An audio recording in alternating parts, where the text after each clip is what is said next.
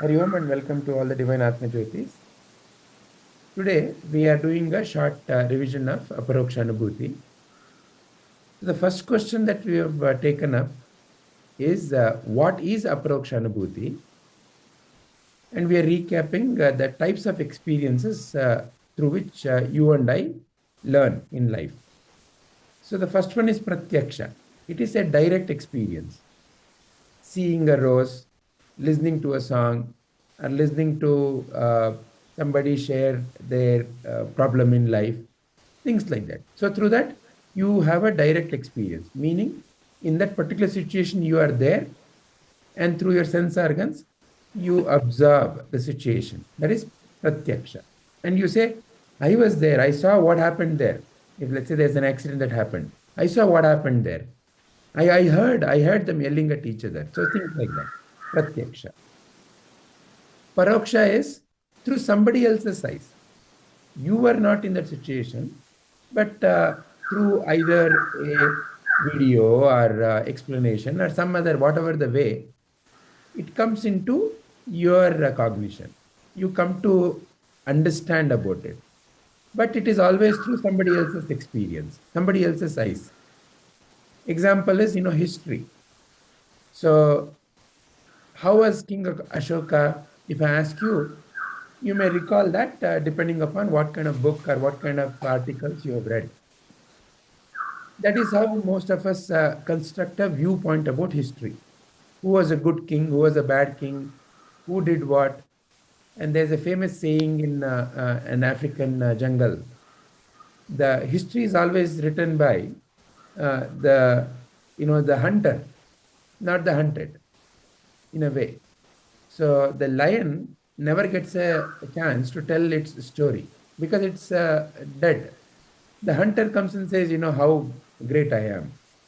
So in that sense, the paroksha is nothing but what you and I gather about a particular situation through indirect, somebody else's eyes. And these are the two fundamental ways by which you and I learn about life. But there is another very unique and not at all related to these two way of experience, and that is Aparoksha Anubhuti. Aparoksha.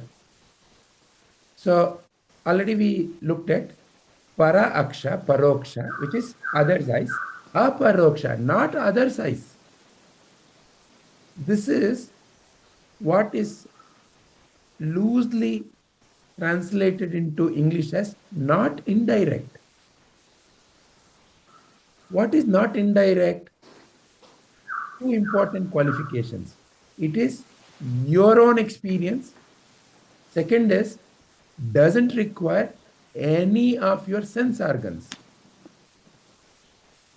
Fantastic, right?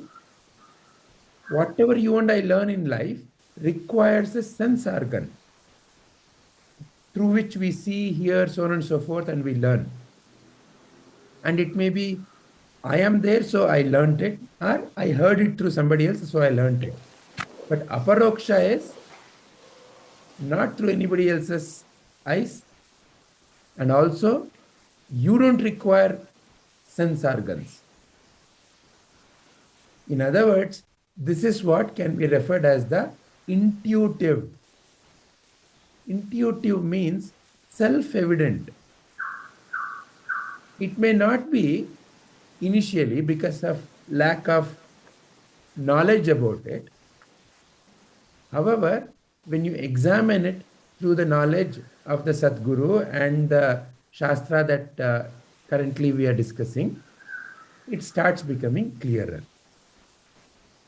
And that is what you see here. There are various phrases that have been used to point at Aparoksha. So the direct translation, yeah. Arjun, you have some question? Nonsense. Okay. Self ekatva ಅಂದ್ರೆ sir ಏಕತ್ವ ಅಂತ last time ಹೇಳಿದ್ವಿ ಈಗಲ್ಲ ಏಕತ್ವ self ಏಕತ್ವ where are you seeing it here? ಅಲ್ಲಿಲ್ಲ last time ಹೇಳಿದ್ವಿ last first ಟೈಮಲ್ಲಿ ವೆನ್ ಐ ಬಿಕಮ್ ಟೋಲ್ಡ್ ಏಕತ್ವ ಅಂತ Self-ekatvad. Okay, so I do not recollect the context in which that Okay. particular phrase was used. Okay. Right now, the question is Aparoksha Anubhuti. So from that viewpoint, Ekatva means, in a very simple sense, there is no other.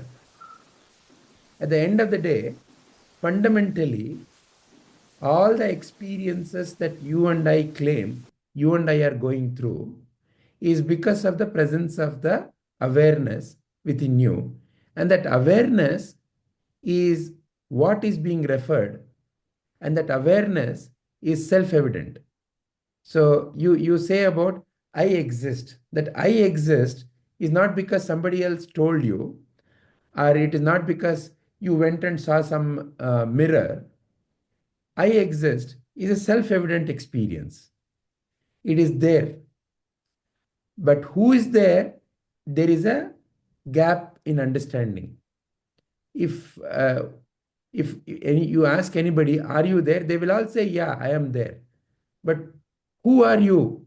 The next question, very important question, if you ask, the answer would be most probably, I am such and such a person, born such and such a place, doing such and such a thing, knowing such and such a thing, not knowing such and such a thing. So, a intuitive, non-physical, meaning there is no form and a particular uh, way in which you exist. That real you is confused with a form-based you. So therefore, there is a lack of clarity, and that is what is the fundamental ignorance, ajnana. Or we can say, in my whole life, till I met the Guru, my whole experience of life has been either pratyaksha or the other one is paroksha. Yeah, And only when I met the Guru, that that the Aparoksha Anubhuti was revealed to me, or is getting revealed to me. correct. You've always, this is like, um, it's always there, because all your experience of life is because you have been in that particular situation. Yeah. There is no experience of your life that you can say I was absent, right? Whatever may be the experience, it may be a pratyaksha experience or a paroksha experience, but in that experience you have always been there. And when you notice what you call as your life, you are the constant factor. But who is that I who is the constant factor? On that question, there is a lack of understanding, there's a lack of clarity. That lack of clarity is what is removed by Sadguru and the Shastra pointing at what is the clarity. Who is the one who is always present? And that is here referred as Aparoksha. Is this bringing clarity to Manasaji? Yes, Yeah. it is. So on any of these ways of expressing Aparoksha, so these are different phrases that have been assigned to this Aparoksha. So not indirect, or not through mine or someone else's senses, or it can be also called as direct experience, intuitive experience of yourself, non-sensory, a perception, unconditional I. On any of these phrases, is there any clarification needed? No, I got it. Yeah. Hari Om Satyaji. Satyaji, are you there? Hari Om Vijayji. Yeah. So Satyaji, Manasaji is joining our satsang from today. Welcome, will- Manasaji. Namaste, Satyaji. Thank you. Manasaji has been learning Aparoksha Anubhuti by listening to Prabhuji's talks. Earlier, she had started with Malaji on the Tattva Bodha. And today, to help her recollect, we are going through some of the primary questions that we had in day one talk, Satyaji. So we started with what is Aparoksha Anubhuti. So she shared her view and she needed clarification. So we discussed that now. Okay. Hari Om Vijayji. Thank you. Yeah. So today we will focus on that. Yeah. That we will help Manasaji to recollect initial questions. Okay. Sure, Vijayji. We also don't know where we stand unless we talk about everything. Sometimes there is a deep clarity, conviction, but sometimes it keeps wavering. Sure. Yeah. So that is the first word, Manasaji, Aparoksha. Now, what do you feel is Anubhuti? Experience again. Yes, correct. Yeah. Now, in your own way, how do you answer what is Aparoksha Anubhuti? So it's not the direct experience and it's not the indirect experience, but it is still kind of an intuitive experience. That is called Aparoksha Anubhuti. Intuitive experience about what? Or about who? So here the question Aparoksha Anubhuti answers only the intuitive experience, maybe about the Brahman, maybe about the reality. It is about you, fundamentally. Okay. It is, who are you? Yeah. And if you ask the question in a direct way, who am I? Yeah, I'm a person. Is the first answer that comes, no? Yeah. A person is an answer coming from what you have collected. What kind of a person are you? Working person, a female person, etc. Good person, bad person, tall person, fat person, so on and so forth, right? Yeah. From where that answer is coming? From the memory. Correct, right? Imagine a small baby. The small baby is not able to answer, but if you were to ask a small baby, who are you? What do you feel would be the answer coming from that small baby? Not really the her name or something, maybe the. So there is no answer. Yeah. So all the answers that you and I are providing are all something that you and I have collected. Yes. So now to collect something, there must be already someone who is able to collect, no? Who is that? In whose presence all of this is being collected? Awareness, consciousness. And who are you? The same awareness, but is modified as a person. The same awareness, but wrongly recognizing Yes, itself yes, as yes. the person. Yes. It is not modified. Modified Okay. means, I take a, let's say, rice, I boil it, and I mash it, and I make it into roti. Right? Now, I will say it is modified. Means it has lost its form. Like that, are you modified? No. No.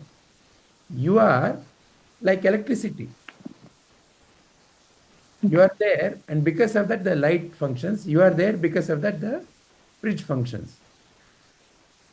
You are not getting modified at all. Because the awareness is there, rest everything is lit up. Now, what is Aparoksha Anubhuti?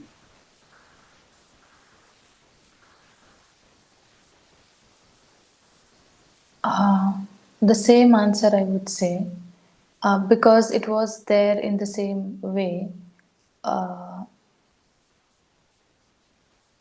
Yes. I know I am there, Yeah. but who I am, there is lack of clarity. Yes. And the real I, the recognition of the real I. Yes. Now, what do you think is the purpose of why we should study this particular Vedantic scripture or any Vedantic scripture based on your understanding? Because we don't What know. is Yeah, because we don't know who we really are, and we continuously recognize with our body and the mind. To break that bondage, we should study the Vedantic scriptures. Okay. One suggestion. Now, when you use the word we, who are Yeah. you referring as we? As a person, I'm referring as we. Okay. Yeah. Now, how many of you have considered in the we? We means I generally mentioned. Like I should say I. Ah, yeah. Let's learn to speak in the direct Yeah. manner here. Yeah. So Yes. please Okay. rephrase your answer. So I don't know who am I really. I always identify it with the person, body and mind. To break that bondage of body and mind, I should study uh, uh, Vedantic scriptures. Okay. And what do you think is the outcome? Why you should break that bondage? Um, to Why I should break the bondage, because it some point of time, like it may create the suffering, or it is already causing the suffering, because it always chain it to the materialistic cycles, I would say. Can you dig a little deeper? Can you elaborate with maybe some examples? Yeah, for sure. So I consider myself a body and mind.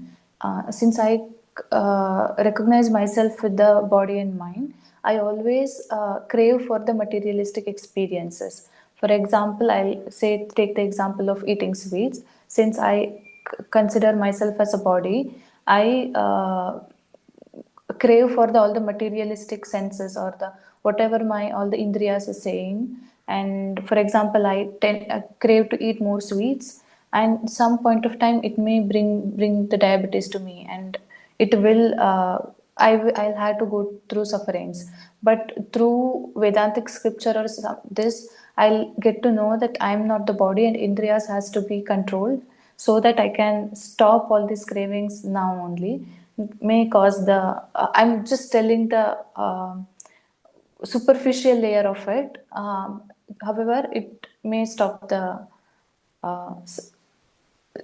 the action of the vasanas, and may stop the suffering, or So, reduce the suffering. so for example, now, do you see whether Prabhuji has stopped eating? Stopped eating, I'm not sure, but he may stopped eating wrongly, Okay. or all the senses activities he might have stopped. Whatever, it's not good for him. So now, for example, what happens? He may have some kind of a, let's say, hereditary disease, something that has already come. Will it go away?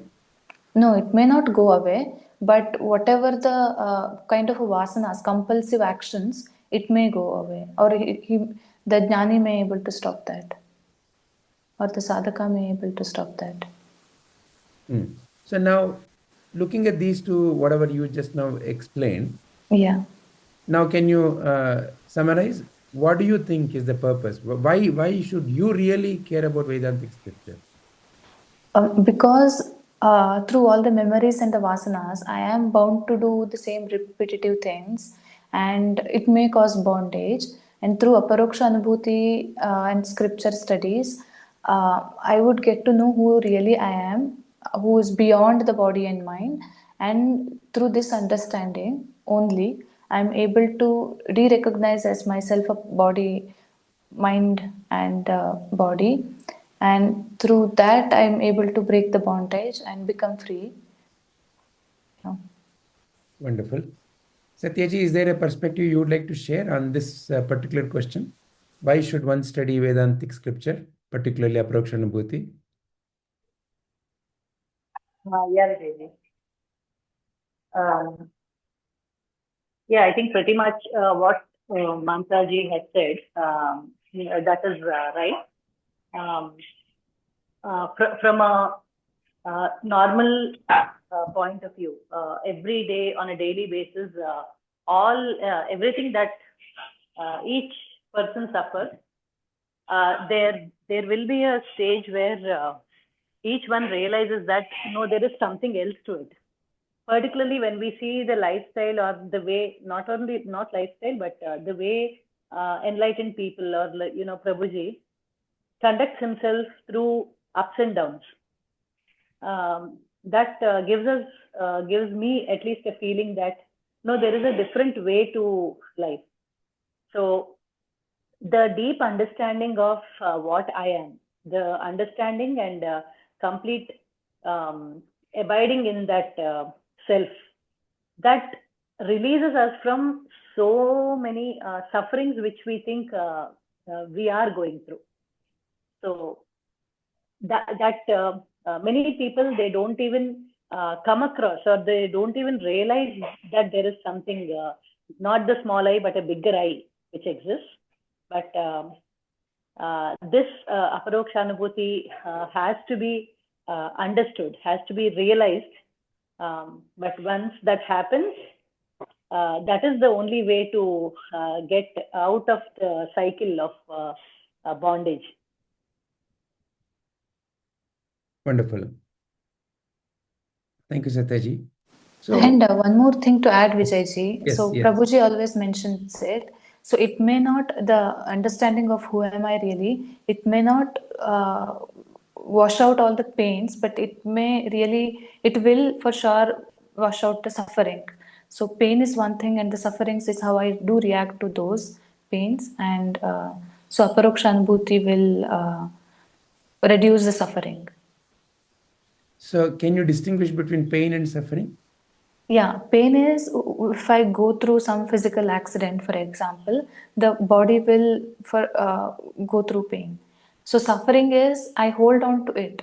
So I have the pain and it's not curing. What if I get disability something? This is called suffering. And if I hold on to it and continuously react to those things, as per my understanding. Excellent, excellent. Suffering is a mental repetition of whatever the pain that you may have incurred once. Or they insulted me. How could they insult me? Is a suffering. The pain was, they came and insulted you. Or the pain could be they came and hit you. How could they hit me? So all that is suffering. Excellent.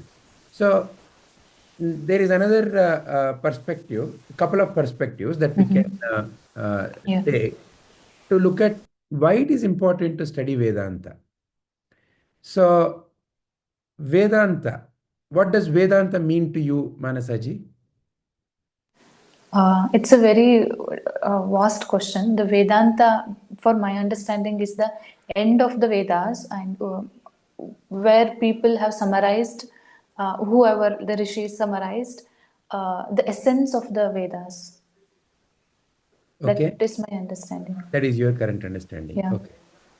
Yeah. So that is one definitely one way of looking at it.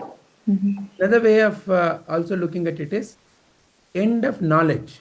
Veda means knowledge. End of knowledge. So does it mean that there is no more knowledge? Yeah, yeah. What does it mean? Not to have knowledge. End of the knowledge means once I understand myself, then I pretty much understand everything in the world. Okay, can you clarify how it is so? Again, Prabhuji always gives this example. For example, there are many types of ornaments, say for example, but the fundamental essence is made of gold. So similar way, if I understood myself as the consciousness, and everything in the world is made of consciousness. Very good. Excellent. So it is like understanding some basic fundamental aspects will enable me to understand different variations of that aspect, right? Yes. To build on to the example that you just now gave, if I know the 7 notes of music, in a way, I know all the songs. Not that I know the particular song, but I know that it is composed of these 7 units, so I can easily learn it if I need to. If I know the 26 alphabets of English, in a way, I know all the novels. Yes. So the fundamental, the foundation is what needs to be understood.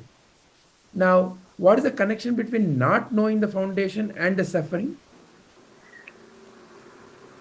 Yeah, when I don't know who really I am, for example, if I don't know I'm consciousness, then it will create suffering through thinking that it is only body and mind. Uh, I'll take the Ramana Maharshi's example. Ramana Maharshi went through the surgeries without taking the anesthesia medicines. So there, what had happened is. He knew he is beyond body and mind and able to take that action. If I take my example as the who doesn't know the who I'm awareness, and if I something had happened to the body and I'll recognize me as a body and I'll suffer because my identification is only that, because I'm identifying with that. Yeah. Excellent, excellent. So, not knowing is the cause of the suffering. Yes. That not knowing is what is also referred as ignorance, Yes.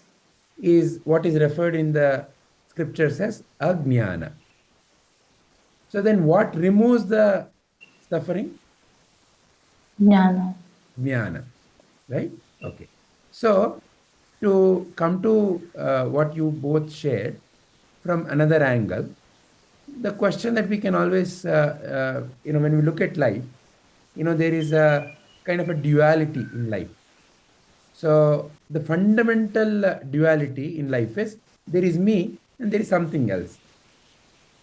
So I am there and I am experiencing something. There is me as a particular name and form, and there is something else. So this subject object duality, me and the world, me and the God, me and the others. So it may take various forms, this duality, but there is at a very core of understanding of life, the way one may look at life, I and something else, me and the others. And the other could be something that I relate to as I like it, I love it, I have reverence towards it, but still it is separate from me.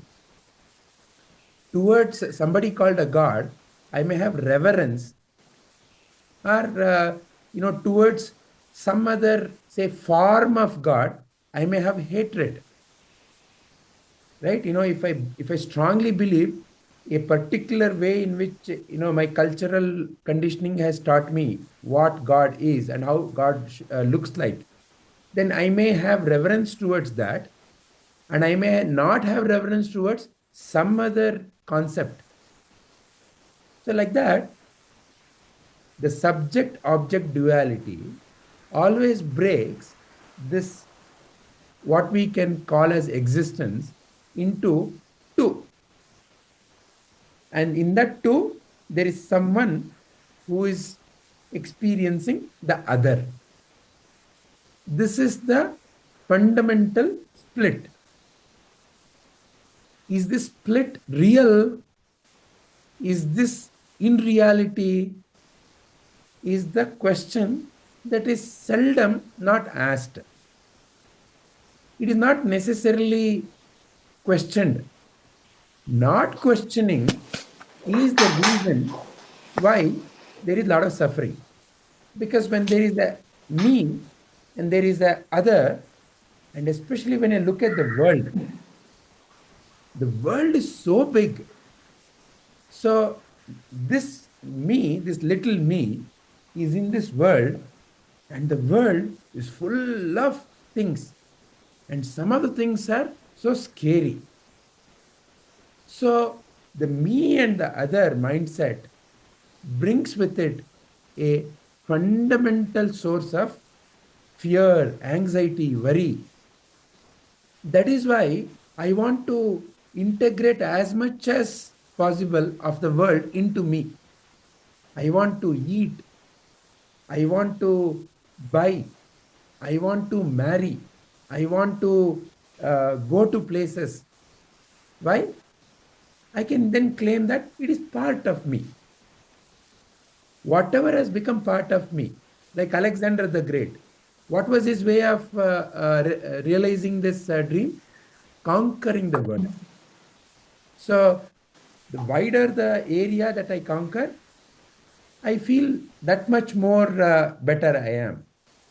So the trigger for that kind of a behavior is this split. Not knowing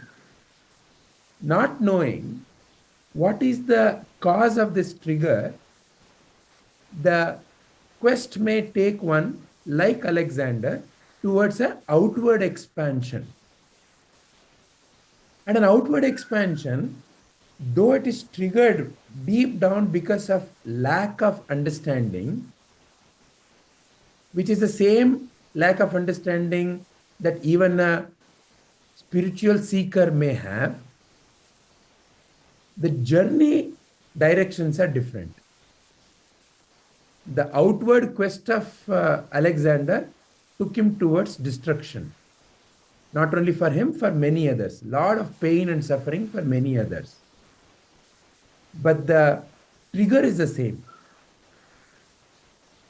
Maybe Alexander's lack of clarity led to such pain, but similar lack of clarity in you and me may lead to similar pain and suffering, may not be at that scale, but in a smaller scale.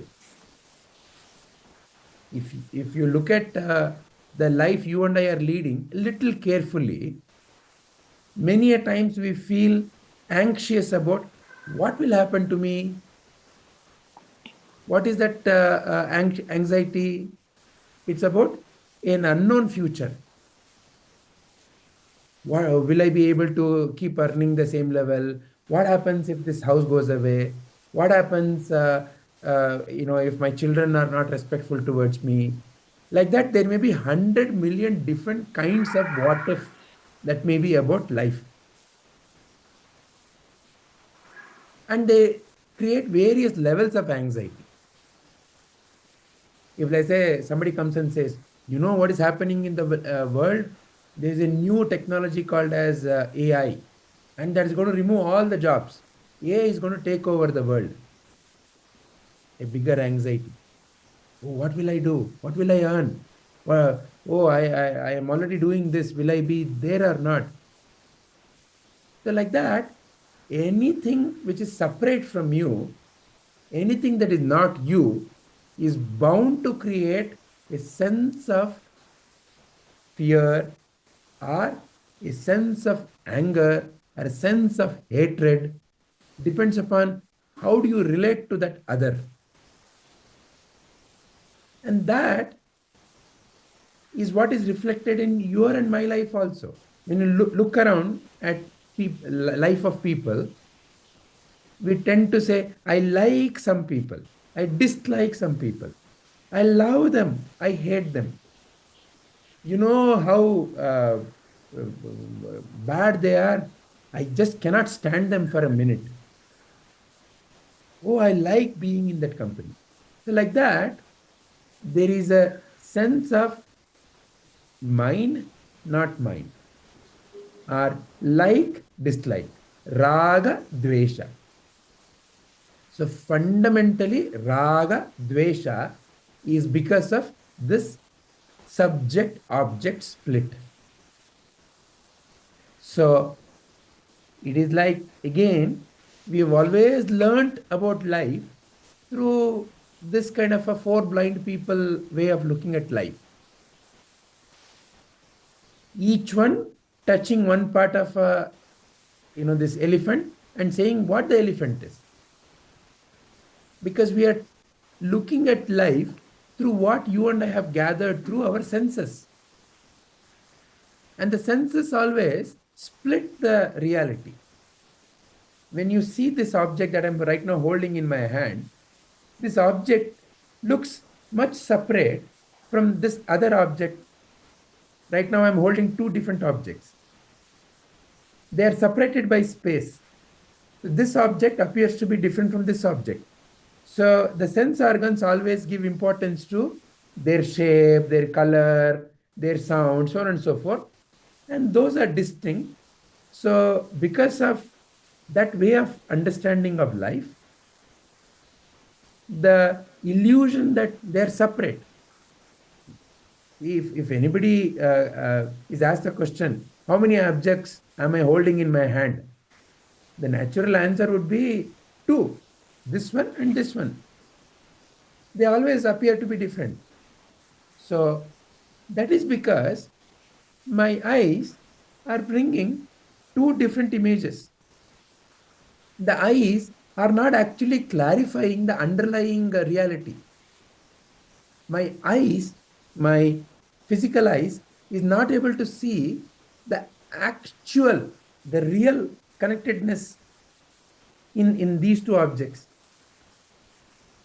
Because of that, whatever I experience through my five senses is always a partial. And that partial picture, again, depending upon the conditioning of the mind, becomes even more colored, which is what you and I call as varna. And because of that, there is a continuation of that ignorance. So that leads to fundamentally three kinds of bondages in life. I am the doer, I am the enjoyer, and I am the knower. Kartaham, Bhoktaham, Gnataham. These are the three fundamental bondages. So I have to do means what? Oh, I went and got the mango. So I did. I got the mango. Who did? I did. So I am doing.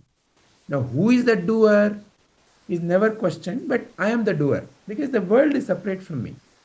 So I, as someone, is moving through this. So I am doing. I ate the mango. I enjoyed. Who knows about mango? All the varieties of mango. Which is the best mango? I know it. Is Alfonso good or raspberry good? I know. I have an answer. I have an opinion. So like that, because of this fundamental split, I seem to say sentences like, I came into this world, I was born on that day, and I now am moving through this life, and I want this and that and this. And now, as a spiritual seeker, what am I seeking? I want, what is it you want, Manasaji, through this seeking? Through seeking, I may want I want to finish my ajnana. Excellent. So like that, it leads to different kinds of what I want. So the quest is to acquire something, to get something, right? So Yes. Alexander's quest was to get the land, to acquire the land. A yoga practitioner's quest may be to acquire samadhi, get samadhi. And a Vedantin may say, I want to experience freedom, mukti, end of ajnana. So like that, the nature of the quest is the same. There is something that is being sought, but the directions and the outcomes may be different. So Vedanta, therefore, fundamentally, like you rightly said, is to come out of this ignorance. And where is this ignorance? Where is all this bondage? In mind? In mind. In whose mind? In my mind. In my mind. It is I who has put these conditionings in a. By the way, what is mind? Mind is a pool of thoughts. Mind is a pool of thoughts. And where is mind?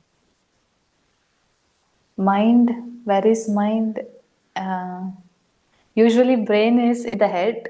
So brain is a gross form and the mind is a subtle form. and I don't know what the mind is. And I don't think anybody knows where the mind is. Okay. Because something that is unseen, how can you say where it is? Yes. Where is electricity? No answer. But you can see the effect of electricity. You can see the working or the functioning of the mind. But if I ask you, where is mind? No answer. How big is the mind? I don't know. No answer. No way to answer. Because when I don't know where it is, what it is, to a certain extent, is a pool of thoughts. That is where, I get all these thoughts. Yeah, correct. That is mind. How many thoughts are there? Nobody knows. When was the mind formed? Maybe while I born. You may get certain impressions. Even in little children, you may start noticing certain tendencies. Yes. So from where those tendencies are coming?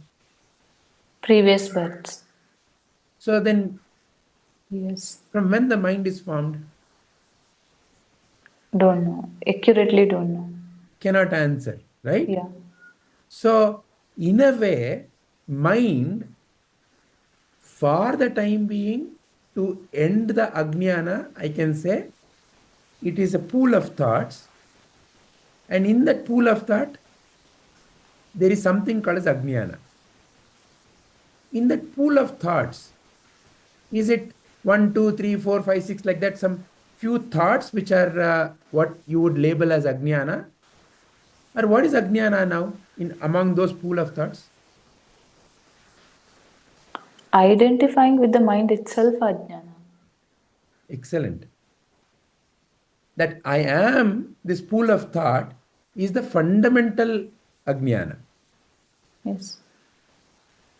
So coming out of that, not because scripture says so, not because Sadhguru says so, but through your own inner inquiry, self-enquiry, through a self-reflection, realizing that this bondage is a self-made prison, is the reason why you and I come into scriptural study. And that is truly Vedanta. Like you rightly said, one of the way to interpret that is, it's the last part of the Vedas, where the rishis and the great seers have summarized. What have they summarized? Generally, the first part of the Veda is called as the Karma Kanda. The last part of the Veda is called as the Jnana Kanda. Karma Kanda is about karma. Karma means what? Functioning. So I need something in life. For example, I need mango. So I need to seek a mango tree. I need to go and find a mango tree. Or I need to go to a store where mango is available. So I have to do something to get something. So life offers you that also. You can do and get. Life offers you that also. Because life is a super shop. You can get what you are seeking. Yeah. So you can go and get. But there is also Jnana Kanda. Jnana clarifies about the one who says, I want something in life. Without understanding about the one who's saying, I want this. Without understanding that if I simply keep on want that, want this, there is no point. So that is the Jnana Kanda. And like you rightly already pointed at, that can also be seen as end of knowledge. Why? Because you have realized who is the one who is making all these claims. What is the reality of that? And that realization brings deep sense of peace and clarity. And that's how one becomes free from the suffering. Any further questions on what you've heard so far, what you've discussed so far?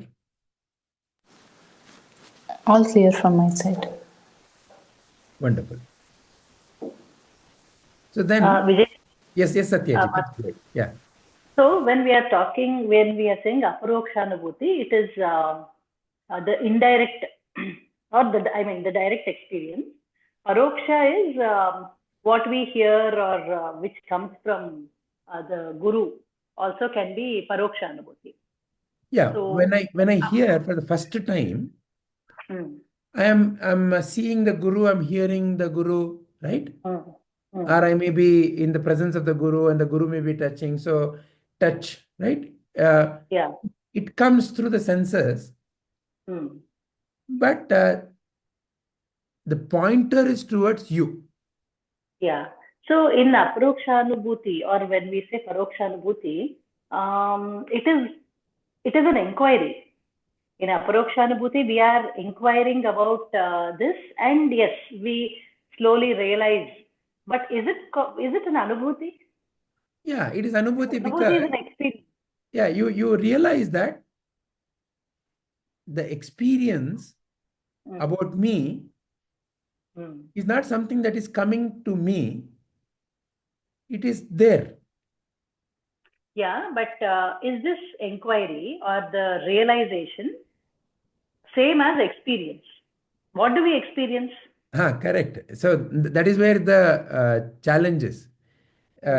See, the moment you and I use the word experience, how do you and I experience? Something from the senses comes into the mind, and in the mind there is a thought that is generated, and that is what you and I refer as experience. You know how sweet that mango was? Super. You know how hot that place is? Ayappa. So this is what you and I call as experience, right? Yeah. What is that we are describing there? Some sensations came through the senses.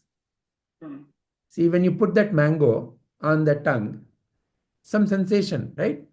It went into your brain and to your mind. In And that fact, yeah. not only senses, no, like even peace, I can say is an experience. Peace is the absence of any sort of sense. Yeah, I'll come to that. I'll come to that.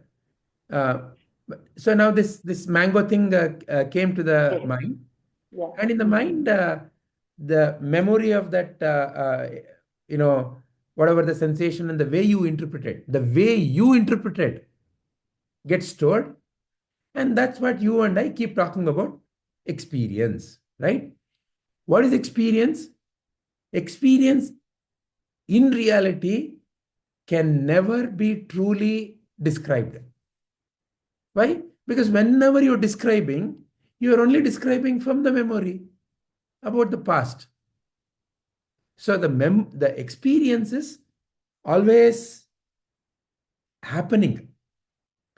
So when you described about that mango, you brought some memory of how you recorded it. Similarly, the inherent peace. What do I mean by that? You are of the nature of peace. You are peace. It is not that you are experiencing peace.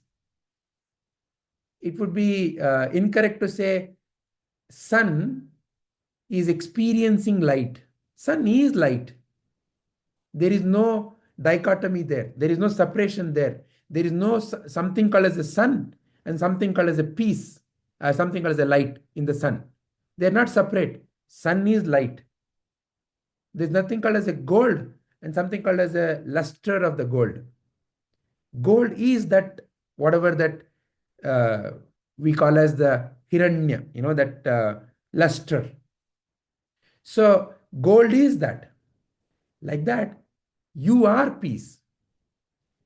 That peace is felt through the body-mind complex when other thoughts are not clouding the mind. And that memory is what you imprint and you then describe as You know how peaceful it was? Right now I'm feeling very peaceful. So like that, expression happens. Does that clarify, Satyaji, what you are asking?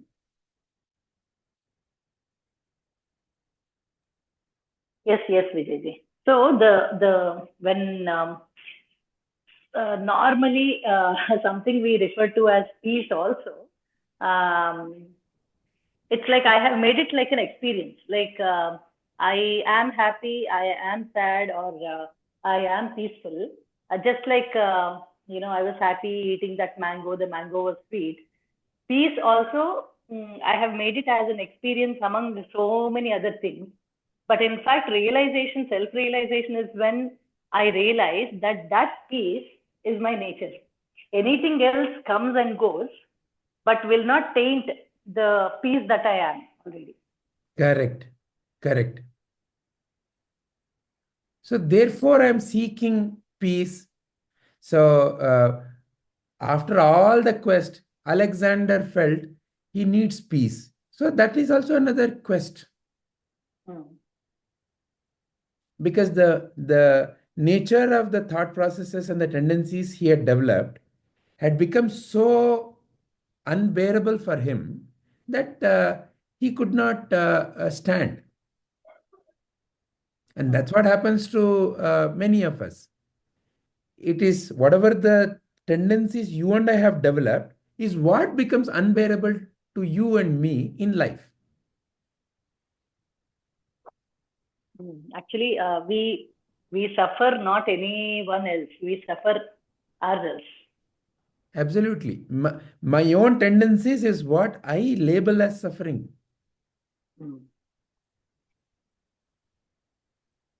Yeah, yes, it is.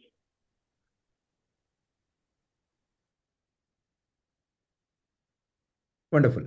So then let's pick up the.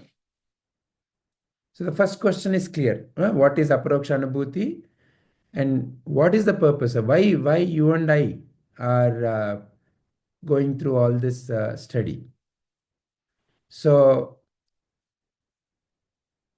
at the root of it is your own longing. Each one of us have that longing to feel complete. The deep sense of anxiety because I am separate from the world. And in some cases, it may lead to another concept called as a God. I am separate from God and the world is what leads to this quest. So in that sense, a spiritual sadhaka is also an Alexander, but spiritual sadhaka is not there to conquer someone else. A spiritual sadhaka is to conquer his own ignorance. And conquering of one's own ignorance, my own limitations that I have set upon me is what is going to free me up.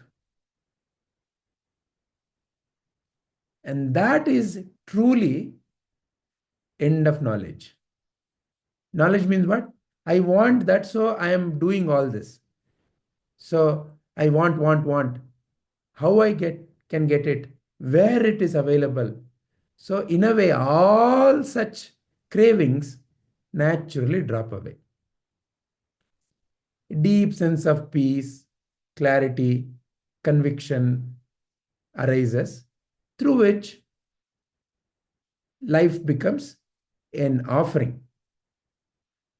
So it's a transformation of the Alexander within me.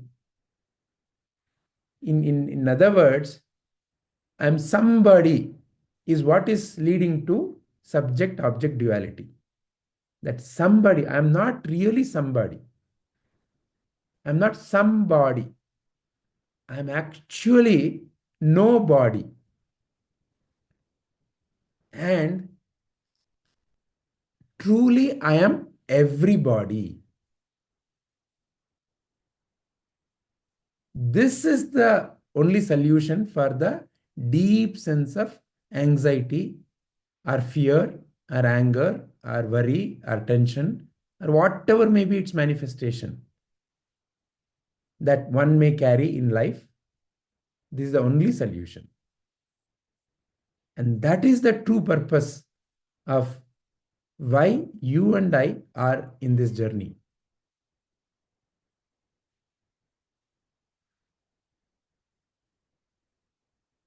Then Manasaji, we can pick up the next question.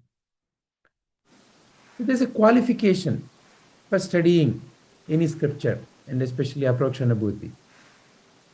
What are those qualifications and why it is mentioned? Why is it important? Qualification. I'm not very sure here. Okay, all right. Satyaji, would you like to touch upon the qualification part?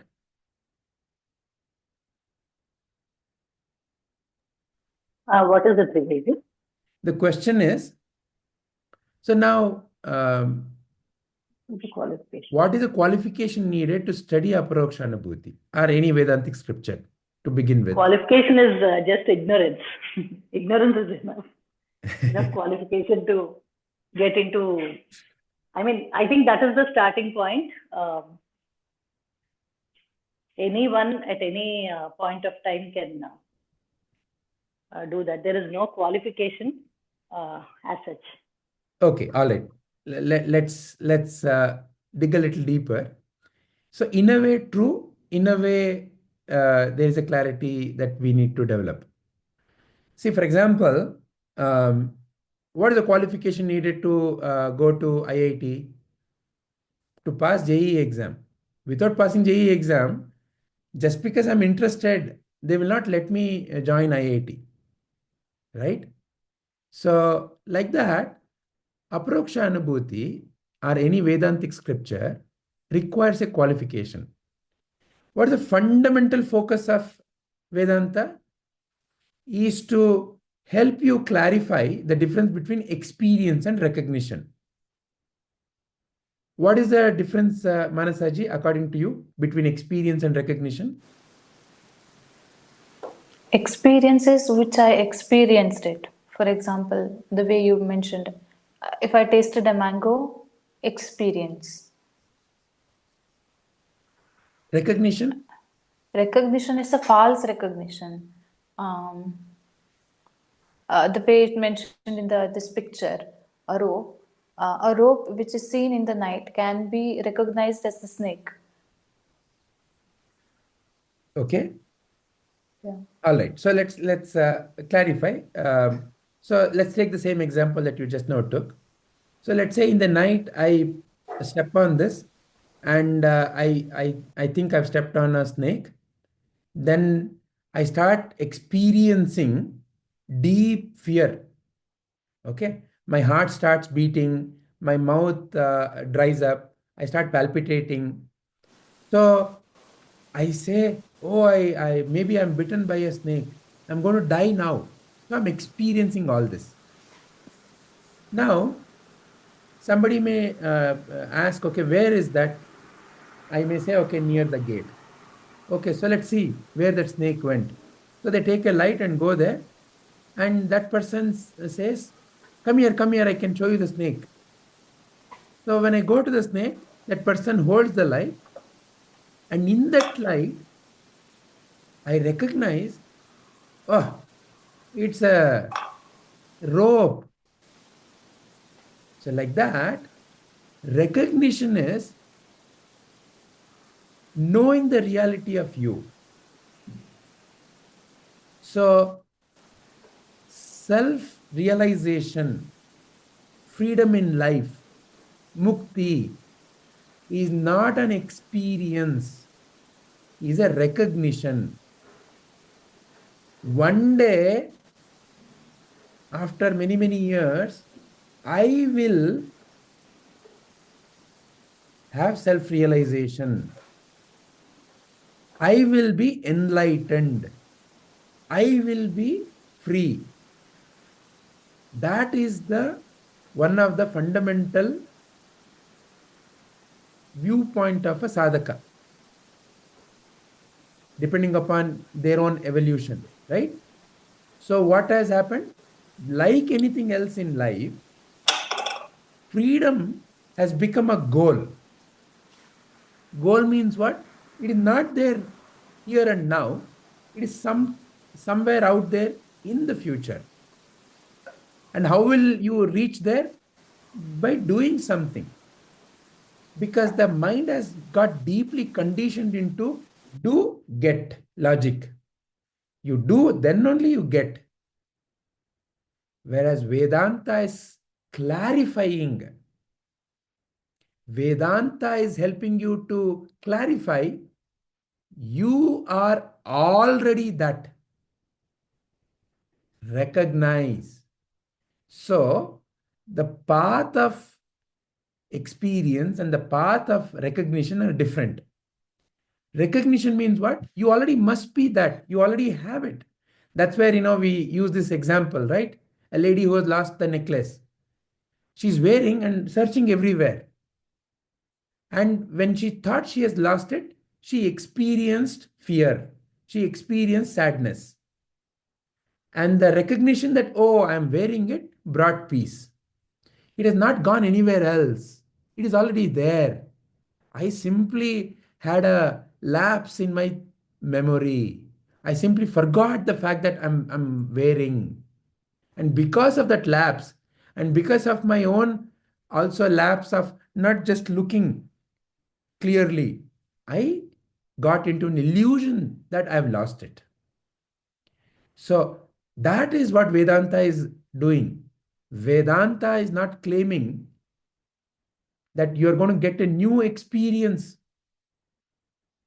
Most of us, because of our cultural conditioning, may have a viewpoint about enlightenment as suddenly some light will come.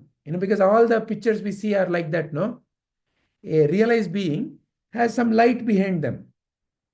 And sometimes, the lights are multicolor also. So where is your light? Where is my light? There is no light. So there is no enlightenment. One day, ta-dang, all that comes, right? Or the other cultural conditioning may be, he moves his hand and he opens, there is gold, there is silver, there is diamond, there is vibhuti.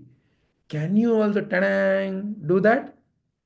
Okay, that is enlightenment. So like that, cultural conditioning, depending upon the movies, stories, and what I have accepted as that is how it is, kind of unexamined uh, inferences, all of them lead to a seeking. Do. One day it will happen, right? So Vedanta is clarifying that the truth, the reality is not in experiencing. You cannot experience reality. Why? The moment you say, I want to experience reality, you made it into an object. And an object is always in a subject. So you have always lost the viewpoint of what Vedanta is pointing at. So any experience, however great, however wonderful, however divine, however excellent it may be, is in the mind. And whatever is in the mind is an illusion. Meaning what? It's coming and going. It is not a permanent reality. So therefore, Vedanta is pointing at recognize. Vedanta is not saying that you will become. Vedanta is saying you are already that. Recognize that. So this is the fundamental approach that Vedanta takes, through which it helps you to remove that ignorance. And that is the one who recognizes this is who you and I call as a Rishi. Like a Rishayo mantra dashtaraha. So you've seen this mantra in all its various varieties appear and disappear. And he has realized the source of this mantra. So that is the fundamental teaching of Vedanta. Now, the question that you and I raised is, what is the qualification needed? So then, is there a qualification needed for this? Yes, there is a qualification needed. Because what is needed to realize is, you are that. That's all that is needed. That's all the scriptures are saying. That's all the great masters are saying. That you are that. But you are that. Is it taken in the right connotation, in the right pointing, that the Sadguru is saying? You are that is taken in 100 different ways, depending upon what kind of a thinking I already have about me. All of that thinking is what is clouding me from realizing the simplest of the simpler statement that you are that. Tatattvamasi. That's all the reality is. If that reality is recognized completely, Nanu Nanembudu Nanalla, Ideha Manabuddhi Nanalla, Satchidananda, Satchitananda, Shiva Nanu Nane. That's all that recognition is. But what is stopping me from recognizing that? About what I think about me, about what the world thinks about me. So all this is already clouded in my mind, is already lodged in my mind. So therefore, what is the qualification needed? So the qualification needed to go from, that this is not an experience, but it is a simple recognition is, first of all, I have to clear my mind. I have to make sure that I'm ready for that knowledge. What do I mean by that? When that statement is given by the Sadguru, that's the end of the journey. That's all that is needed. Shravana matrena, it is said, Shravana matrena, you are that. And that ignorance has to burn away. But what is the prerequisite for that? Is that the mind, from its deep conditioning, from its deep vasanas, has to be free. And how to be free of the vasanas? Is by involving oneself in seva, satsanga, and being under the guidance of a Sadguru. So Sadguru Seva Satsanga brings about Chitta Shuddhi. Because at the end of the day, at a most fundamental level, it's a wrong thinking. And that wrong thinking, how much time does it require for you to realize? How much time do you really need? How much time do you really need to know that, okay, I am already wearing the pearl necklace? In a way, no time. It is instantaneous. And had you ever lost the pearl necklace for that lady, if I ask? No, you've never lost it. You've always been that. But the impressions can cause this journey to be millions of miles away, millions of lifetimes away. So therefore, the qualification needed is the mind has to develop what is called as Shat Sampati. Shat Sampati, Shama, Dama, Titiksha, Uparati, Shraddha, Samadhana. The 6 fundamental qualifications. Plus the mind has to be well versed in the Viveka. Viveka means a fine distinction. To be able to separate the truth from the untruth, the permanent from the impermanent. So that kind of a fineness is like a knife has to be sharp. If let's say if I want to make a very sharp cut, like a surgeon uses varieties of knives, very, very sharp. They make only few millimeters, in some cases, even smaller than millimeters kind of cuts. But a blunt knife cannot do that. So Viveka is that either bluntness or sharpness. Viveka is a very sharp way of recognition. of the whatever the content that is given. That has to develop in the mind. And through Viveka, natural Vairagya, dispassion towards truth and untruth, dispassion towards untruth, and that naturally leads towards truth. And a deep longing for mumukshatva, that is, I want to be free. So these 4 qualifications are essential. So Aparoksha Anubhuti in the beginning, Shankaracharya ji says, these are the 4. Who is the adhikari? In any of the puja, if you go and do in a temple, they first ask you, okay, who's the yajamana, who's doing this puja? Okay, so let's say you. And then they ask your kula, gotra, your nakshatra. Then they ask, what is a sankalpa? So like that, there's an adhikari. So are you qualified? The qualification is these 4 main things: Viveka, Vairagya, Shatsampati, Mumukshatva. Then only the truth simply shines. So does it mean that we should not be contemplating? How do I know? Am I ready or not?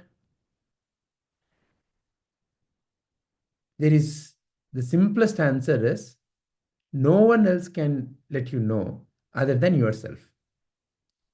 Because it is about self-recognition, self-realization.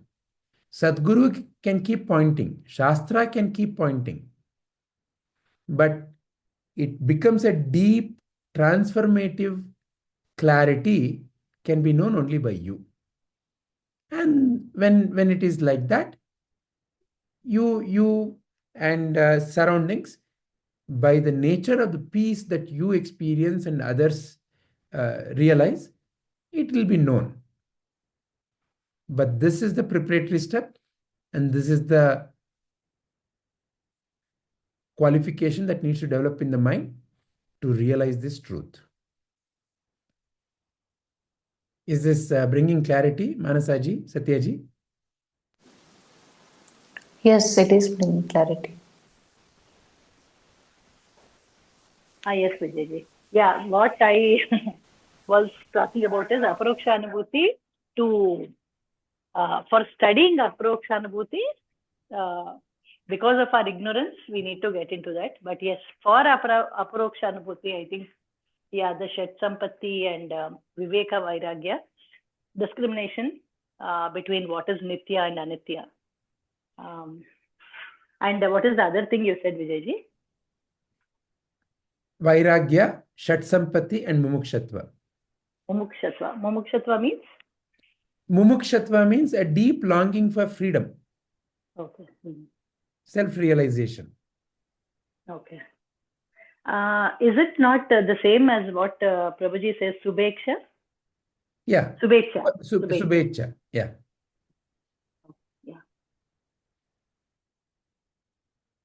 Yeah.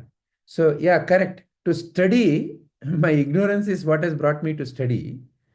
And to realize, I have to develop these qualifications.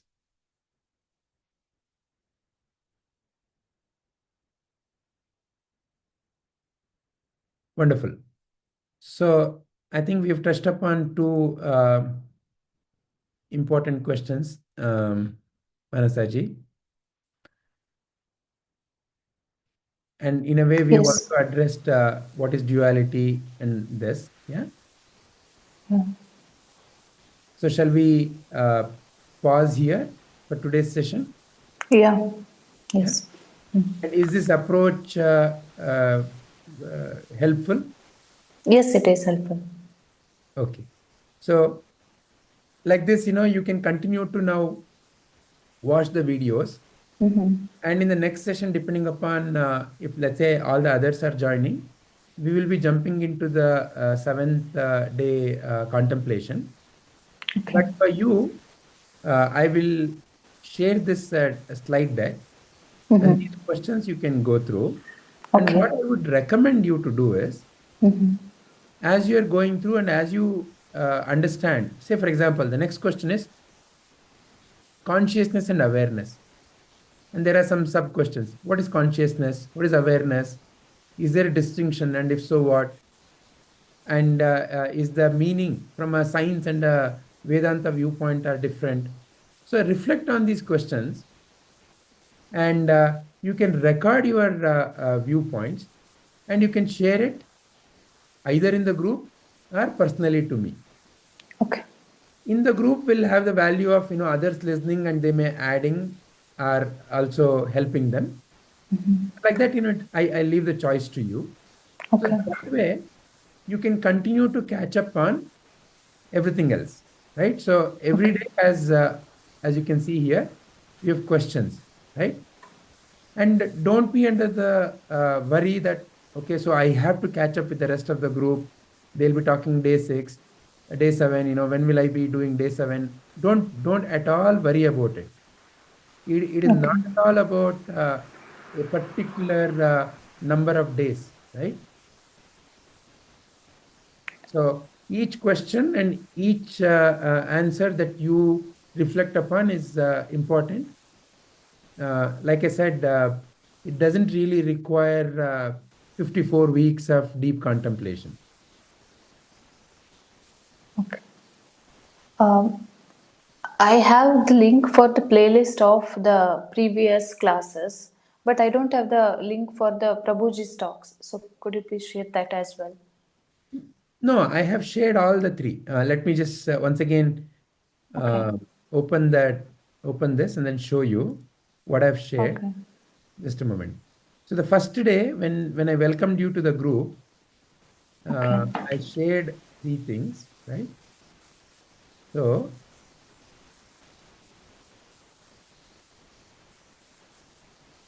Okay, missed it then. yeah. So see here, I welcomed you. Then I posted the video of the previous session. Okay.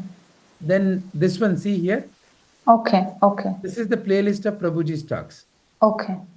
right? Here is a playlist link, right? Okay. And this is the playlist of, this is the deck that I'm referring to, Okay. where all the Okay. questions Got are it. there, right? Yeah. And this is the playlist of our contemplation. Okay. Okay. Yeah? So these are the 3 primary resources. Okay. Got it. Got it. Yeah. Okay. Okay. Yeah. Any other questions, Manasaji? No, that's it. Thank you. All right. Wonderful. Satyaji, is there anything else? Nothing, Vijayji. It's very good. All right. Yeah. So then we'll end our contemplation for today. Thank you very much, Manasaji. Thank you, Satyaji. Hari Om. Hari Om. Thank you, Vijayji.